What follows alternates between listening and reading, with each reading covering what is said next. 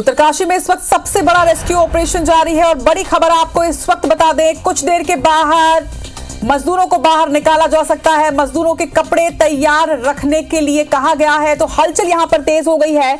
परिजनों को भी सूचित कर दिया गया है। यह माना जा रहा है कि कुछ देर बाद ही यहां से मजदूरों को बाहर निकाल लिया जाएगा। परिजनों को भी तैयार रहने के लिए कहा गया है। रेस्क्यू के बाद मजदूरों को अस्पताल ले जाया जाएगा। 17 दिन से 40 मजदूर इस टनल में फंसे हुए हैं। उत्तरकाशी रेस्क्यू पर प्रधानमंत्री नरेंद्र मोदी की भी नजर लगातार है।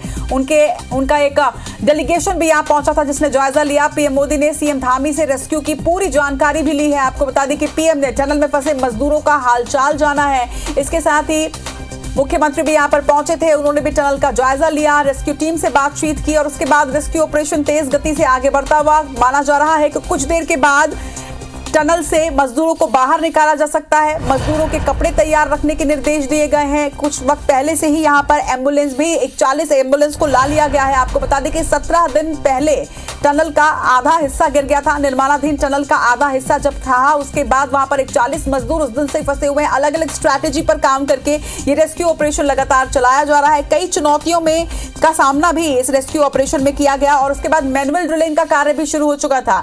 अब ये बड़ी खबर, एक बड़ी जानकारी यहां पर सामने आ रही, जिस तरह से टनल के बाहर हलचल बहुत तेज हो चुकी है। टनल में जो मजदूर फंसे हैं, ये माना जा रहा है कि कभी भी अब उन मजदूरों को बाहर निकाला जा सकता है और इसके साथ ही हलचल जो है वो काफी तेज हो गई है। उत्तरकाशी टनल रेस्क्यू ऑपरेशन से जुड़ा एक बड़ा अपडेट इस वक्त आप तक पहुंचा रहे हैं। किसी भी वक्त अब मजदूर यहां से बाहर निकल सकते हैं। मजदूरों के परिजनों से अधिकारियों ने कहा है कि उनके कपड़े और बैग तैयार रखें। इसके साथ ही आपको ये भी जानकारी दे दें कि 3 दिन पहले ही तमाम एम्बुलेंस की व्यवस्थाएं भी यहां पर कर ली गई थी, क्योंकि उस वक्त जिस तरह से ऑगर मशीन से ड्रिलिंग की जा रही थी, उस वक्त भी ये चांसेस बन रहे थे कि जल्द से जल्द रेस्क्यू ऑपरेशन पूरा हो जाएगा। लेकिन इसके बाद मैनुअल ड्रिलिंग का काम शुरू किया गया। तो देखिए, अलग अलग स्ट्रैटेजी पर काम किया गया। अब तक हादसे में क्या क्या हुआ है, अब तक की पूरी डिटेल आपको ग्राफिक्स के जरिए हम समझाने की कोशिश करते हैं। 12 नवंबर को 4.5 किलोमीटर लंबे इस निर्माणाधीन टनल का एक हिस्सा गिर गया।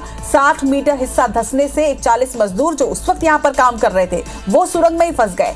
मजदूरों से वॉकी टॉकी के जरिए इसके बाद संपर्क करने की कोशिश की गई। जो बाहर टीम मौजूद थी, मुहाने से मलबा हटाने की कोशिश 13 नवंबर को शुरू हुई। रेस्क्यू ऑपरेशन की शुरुआत 13 नवंबर को की गई।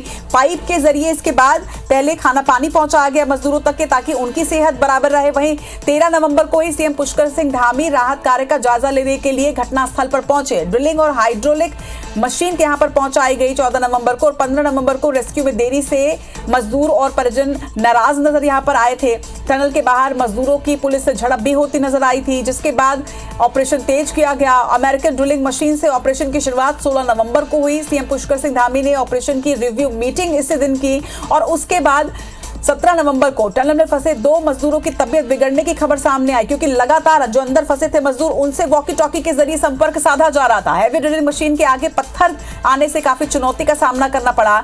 ड्रिलिंग का काम 18 नवंबर को इसी वजह से पूरे दिन रुका रहा। पीएमओ के अफसरों ने ग्राउंड जीरो का मुआयना किया 18 नवंबर को। वहीं 19 नवंबर को केंद्रीय मंत्री नितिन गडकरी भी मौके पर पहुंचे। उन्होंने रेस्क्यू टीम के साथ बातचीत की और उसके बाद रेस्क्यू ऑपरेशन दोबारा से यहां पर शुरू हुआ। ड्रिलिंग का काम जो रुक गया था वो दोबारा शुरू किया गया। इसके बाद 20 नवंबर को प्रशासन ने सुरंग के भीतर 6 इंच चौड़ा एक पाइप डाला। 3 ओर से ड्रिलिंग का काम इसके बाद 20 नवंबर को शुरू किया गया। यानी अगर प्लान ए फेल होता है तो प्लान बी पे यहां पर काम करना शुरू किया गया।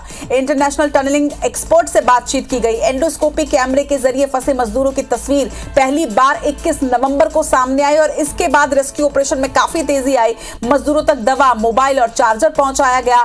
वायुसेना के विमान से ड्रिलिंग मशीनें यहां पर ग्राउंड जीरो पर पहुंचाई गई। 22 नवंबर को अमेरिकी ऑगर बोरिंग मशीन से काम शुरू किया गया। पीएम मोदी ने रेस्क्यू ऑपरेशन की पूरी जानकारी ली। लगातार पीएम मोदी की नजर इस रेस्क्यू ऑपरेशन पर बनी हुई है। वहीं मजदूरों को अस्पताल ले जाने के लिए 22 नवंबर से ही इस जगह पर 41 एम्बुलेंस की तैनाती की गई है। ऑगर ड्रिल मशीन को 3 बार चुनौतियों की वजह से रोकना पड़ा।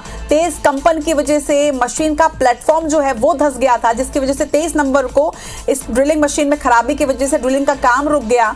ऑगर मशीन में खराबी की वजह से ड्रिलिंग का काम जो 23 नवंबर को रुका हुआ था, दोबारा से उसे 24 नवंबर को शुरू किया गया। जो तकनीकी खराबी आई थी उसे सुधारा गया। 24 नवंबर को मशीन के रास्ते स्टील का पाइप यहां पर पहुंचाया गया। ऑगर मशीन को एक बार फिर से नुकसान कहीं ना कहीं वहां पहुंचा, जिसके बाद से ड्रिलिंग का काम फिर से रुका।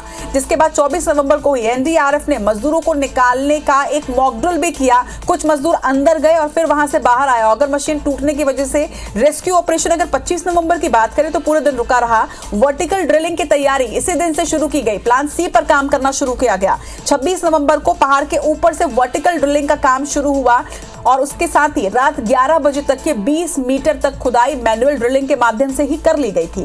27 नवंबर की बात करें तो रेड माइनस ने मैनुअल ड्रिलिंग का कार्य शुरू यहां पर कर दिया। देर रात ऑगर मशीन का हेड यहां से निकाल लिया गया। 27 नवंबर की ये तारीख, जिस दिन रात 10 बजे 9 मीटर पाइप को यहां पर पुश कर दिया गया था। और अब ये जानकारी जो निकलकर सामने आ रही है कि ड्रिलिंग का कार्य काफी हद तक हो चुका है। कभी भी यहां से मजदूर जो है वो बाहर निकाले जा सकते हैं, यानी कि ऑपरेशन जिंदगी अपने आयाम तक, अपनी सफलता के चरम पर पहुंच सकती है। और लगातार तस्वीरें और अपडेट्स आप तक लगातार IBC 24 पहुंचाता रहेगा।